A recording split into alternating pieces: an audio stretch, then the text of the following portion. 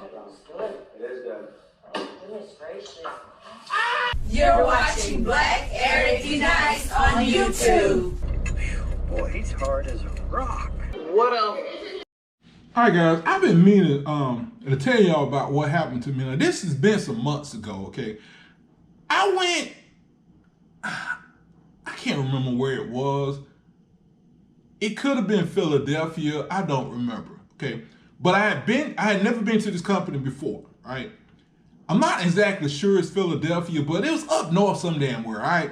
So anyway, I go to this company, and I called them. They said they closed at 3, I think it was 3 o'clock. So I told them I was going to be there at like 2:40. And I asked them, could I get unloaded if I come at 2:40? So the lady told me, yeah, but you got to be here at 2:40 because the people go home at 3. And I'm like, okay, I will be there at 2:40. And I said, ma'am, I'm not a normal truck driver, okay? I'm using the GPS. The GPS tell me I will get there at 2:35, but I'm gonna add 5 minutes for traffic, so I'm gonna say 2:40. So the point I'm making is, it's not gonna be 4 o'clock or 3:30, it's gonna be 2:40. Okay, I like to tell people that because a lot of people tell me truck drivers will say they're gonna be there at 3 and they don't get there until like 4 or 5. Well, anyway, I got there at 3:42 because I had the GPS was taking me where trucks couldn't go. So I had to go around, but I get there 2:42. I bag up to the dock, the lady tell me, oh, I sent everybody home. And I'm like, ma'am, I'm only 2 minutes late. She go, well, I didn't think you was gonna be here at 2:40, so I sent everybody home at 2:30. I'm like, I told you I was a normal truck driver. Well, I don't know you. Yeah, I don't know you. Okay, whatever. I called my company and told them what happened. And I had to go somewhere else. I had an appointment to be somewhere the next day. And I wasn't going to make it because it was like 3 or 4 hours away. So my company called her and she told them the same little crap she told me. So my company called the salesman that sold them what I was delivering. And she explained to him what was going on, and he told her to unload it. And she gave him a big heap-har about she don't unload. And I said, look, I would unload it, okay? I've been with my company for 16 years, okay? I used to unload stuff all the time, all the damn time, because I didn't want to wait for the people. When I first started, I went to a company in Counce, Alabama. No, I'm sorry, Cortland, Alabama. Counce, Tennessee. Cortland, Alabama, all right?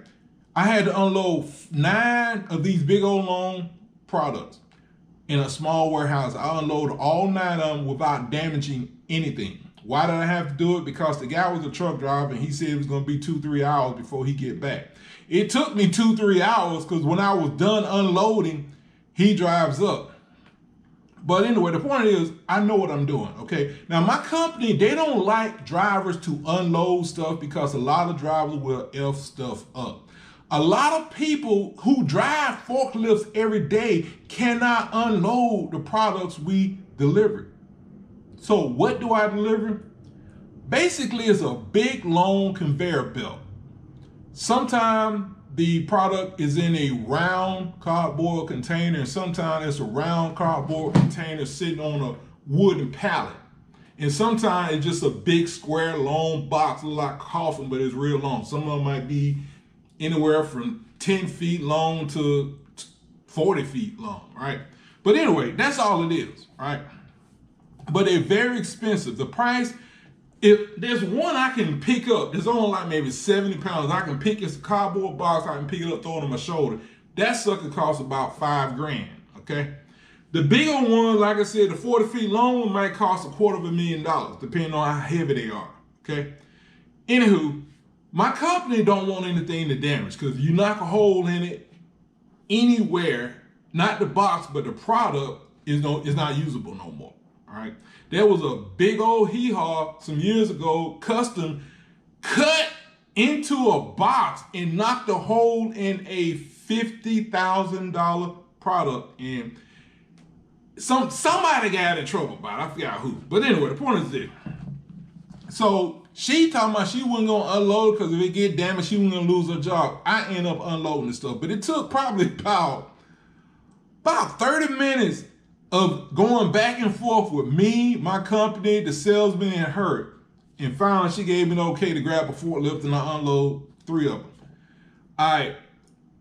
That happened so many times. Another time in Florida, I had to deliver somewhere. I think they closed at 3. I told them I was on the way there and I was gonna be there by 3. The man said, if you get here by 3, we will unload you. Well, I got there at 3:02. And he said he had sent everybody home at 2:45 because he didn't think I was gonna get there at 3. I ended up having to spend the night.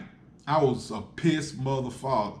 But I ended up becoming real cool with those people because I used to go there every week. So I ended up being cool with them. So cool that they started letting me unload the stuff. If the guy wasn't there, I would unload it myself. My company don't like for us to do that. But again, I drove a forklift when I used to deliver auto parts. It ain't that hard. Just don't run into, you got forks on the front of the forklift. They kind of sharp. And a forklift weigh about anywhere from about 7,000 or 8,000 pounds.